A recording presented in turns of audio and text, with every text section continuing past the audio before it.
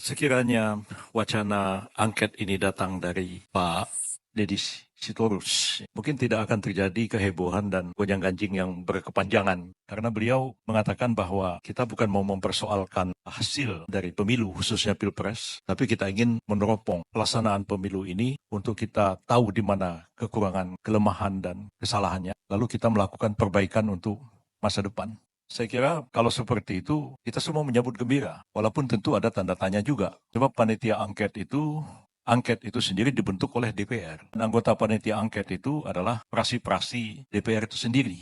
Dan kalau kita memang mau menyelidiki pelaksanaan pemilu ini, betul-betul jujur, adil, seperti amanat konstitusi, tidak curang, tidak suap menyuap, tidak sogok menyogok, itu dilakukan pasti secara menyeluruh. Tidak hanya Pilpres, karena pemilu kita ini serentak. Pilpres, kemudian DPR Provinsi, DPRD Kabupaten Kota, DPD. Dan tadi Pak Deddy Sitorus mengatakan semua ini uang. Untuk jadi anggota DPR pusat aja 20-30 miliar, kabupaten mungkin 45 miliar. Jadi panitia angket DPR yang terdiri atas partai-partai itu yang malam ini ada 3 orang tokoh. Ada Pak Pipin dari PKS, ada Pak Deddy dari PDIP, Pak Maman dari Golkar. Mereka juga akan menyelidiki dirinya. PDIP dapat 19% itu nyogok apa enggak? PKS dapat 70% itu nyogok apa enggak? Golkar dapat 15% menurut Quick Count itu nyogok apa enggak? Kalau tadi dibilang untuk satu anggota DPR perlu 20-30 miliar, apa 19% PDIP dapat kursi itu kalau diangkakan 110 kursi, 110 kali 30 miliar atau tidak? Bapak yang nyelidiki, Bapak sendiri mungkin. Pak Maman akan nyelidiki dirinya sendiri. Lalu apa orang mengatakan, ini cuma dagelan aja ini angket ini. Saya sebagai ketua partai PBB yang nggak kebagian kursi, ya saya senang aja nonton. Oh rupanya bapak-bapak ini dapat 19% nih, keluarnya 30 miliar satu orang. Ya PBB nggak dapat kursi, ya nggak satu perak pun keluar uang. Berarti ya kami partai yang paling jujur di Republik ini. Dibandingkan 3 yang hadir malam ini, Golkar, PDIP, PKS. Cuman karena angket ini digulirkan oleh Pak Ganjar, tidak didukung oleh Pak Mahfud, tapi disambut baik oleh Pak Anies. Dan fokusnya itu adalah kepada Pilpres. Lalu timbullah wacana. Saya ditanya, bisa nggak diadakan angket kecurangan pemilu? Saya bilang yang mau diangket siapa? Karena pasal 20A UUD 45 itu mengatakan bahwa angket itu adalah hak yang diberikan kepada DPR dalam konteks melakukan pengawasan terhadap pemerintah. Terus mau diangket KPU, KPU bilang, loh kami kan bukan pemerintah. Pasal 22E menjadi debat juga apakah KPU itu bisa menjadi subjek pelaksanaan hak angket atau tidak. Itu debat konstitusional juga. Kedua, hak angket ini karena digulirkan oleh Pak Ganjar, kembanglah wacana. Ini bukan cuma sekedar angket. Karena kita tahu bahwa kalau Pak angket atau interpelasi dilakukan, ujung-ujungnya kan bisa muncul pernyataan pendapat. Di samping rekomendasi. Nah, yang mengatakan pernyataan pendapatnya itu ujung-ujungnya pemakzulan. Nah, malam ini sih dari Pak Deddy kita nggak dengar pemakzulan. Tapi dari wacana yang berkembang, ujung-ujungnya adalah pemakzulan. Nah, pertanyaan kita, hak angket ini akan berapa lama? Seperti misalnya hak angket tahun 2009 itu kan hilang tanpa rimbanya, nggak tahu di mana rimbanya. Ya, nggak ada kelanjutannya. Padahal pada waktu itu masih berlaku undang-undang angket sebelum berlakunya pengaturan angket dalam undang-undang pemilu, undang-undang MD3. Bubarnya DPR tidak menyebabkan bubarnya hak angket. Itu menurut undang-undang hak angket yang lama dulu. Tapi kan hak angket DPT itu nggak tahu di mana kuburnya, di mana rimbanya, nggak ada hasilnya. Nah, hak angket ini kan bisa nggak ada tenggat waktu. Bisa aja sampai lewat. Karena prosesnya kan lama. Ini masih reses, pembentukan panitia angketnya, segala macam. Mengusulkan ini, paripurna, setuju atau tidak. Pembentukan panitia angketnya, apalagi mau disusuli dengan pemakzulan. Panjang lagi, jangan-jangan lewat 20 Oktober, lalu panitia angketnya belum selesai, proses pemakzulnya belum selesai, masa jabatan presidennya sudah selesai. Menurut saya sih sebenarnya ini harus tetap dijaga. Langsungan negara kita ini, tanggal 20 Oktober itu suka atau nggak suka, ya presiden baru harus dilantik. Kalau tidak akan terjadi kevakuman kekuasaan yang tidak menguntungkan siapapun di negara kita ini. Sebab presiden habis masa jabatannya, menteri bubar, triumvirat bubar, yang ada tinggal Panglima TNI dan Kapolri, nggak tergantung pada masa jabatan presiden. Ya hanya di tangan mereka lah kekuasaan negara ini dalam situasi vakum. Nah itu yang saya kira harus kita pikirkan dalam-dalam tentang penggunaan dari hak angket itu sendiri.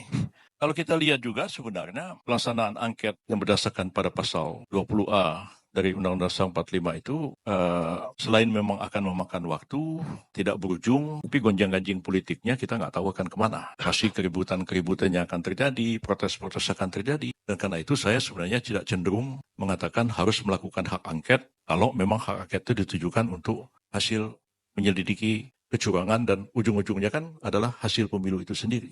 Saya memang pernah berpendapat, yang tadi dikutip oleh Pak Refli Harun, itu tahun 2014 sebagai ahli saya dihadirkan di MK. Pada waktu saya mengatakan MK itu mestinya tidak lembaga kalkulator.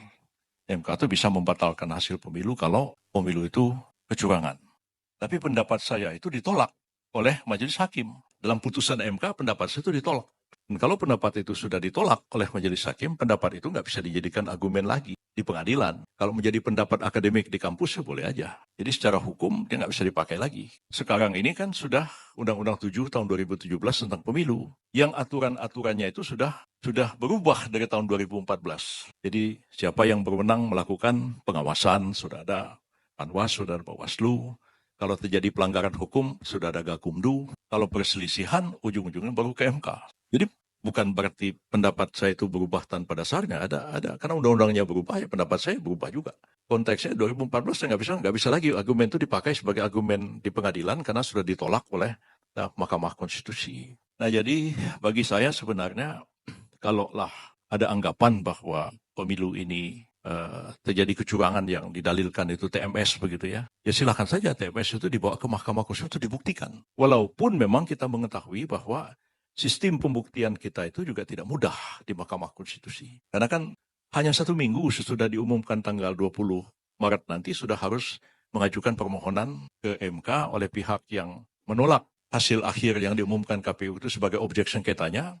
Dan kemudian ya MK juga ada batas waktunya untuk memutuskan perkara itu. Apakah sekarang ini panitia angket itu bisa diandalkan untuk menyelidiki di mana kesalahan, di mana kekurangan, di mana ketidakbaikannya, dan untuk direkomendasikan untuk masa yang akan datang? Saya sendiri nggak yakin panitia angket itu akan mampu melakukan itu. Karena semua punya kepentingan. Ya, partai-partai punya kepentingan di situ. Mau menyelidiki kekurangan kelemahannya dan juga mau melindungi kesalahan-kesalahan kepentingannya sendiri.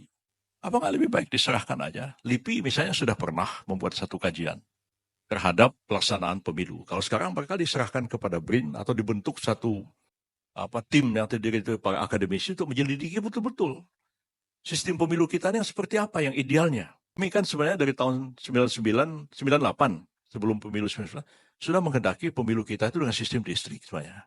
Cuman saya sama Pak Arya saja yang ngotot begitu, yang lain nggak ada yang setuju. Sekarang ini dengan sistem proporsional terbuka seperti sekarang kan sudah kita lihat hasilnya.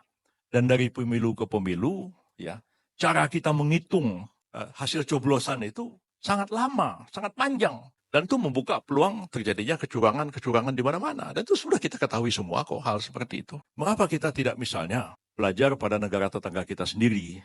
Malaysia sejak awal menerapkan sistem distrik.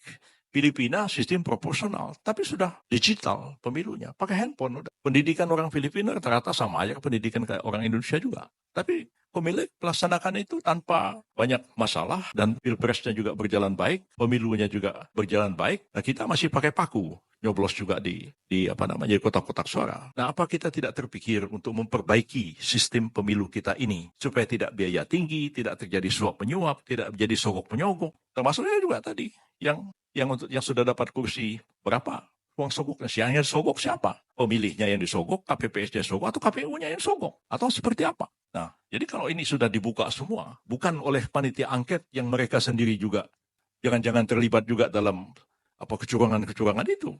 Lebih baik diserahkan kepada satu tim akademisi yang independen untuk melakukan satu penyelidikan dan apapun hasilnya kita terima. Untuk memperbaiki sistem pemilu kita sekarang. Dan sekian Pak Prabowo juga dalam beberapa kali pidato mengatakan, ya bagaimana kita harus memperbaiki sistem pemilu kita, sistem demokrasi kita, ya yang akan datang ini, supaya hanya orang jangan yang bisa jadi politisi pemimpin itu hanya kalau nggak orang yang punya akses pada kekuasaan, orang yang punya duit. Bagaimana supaya ini bisa maju? Orang-orang seperti saya ini kan produk awal 98 yang bisa masuk ke arena politik, duit nggak punya. Bapak saya disebut di Jakarta ini nggak ada yang kenal nama bapak saya. Kalau Gibran disebut orang tahu itu anak Pak Jokowi. Tapi yang bagaimana? Tapi kalau sekarang sudah sangat sulit untuk muncul ke permukaan itu ya kecuali barangkali orang populer karena dia influencer atau dia artis atau dia apa direkrut oleh sebuah partai. Tapi ya kemampuannya seperti yang kita lihat di anggota DPR sekarang. Nah, gimana kita mampu melahirkan kader-kader politik yang kita harapkan nanti juga akan baik, ya, direkrut dengan baik dan baik bagi kepentingan bangsa dan negara kita ke depan ini.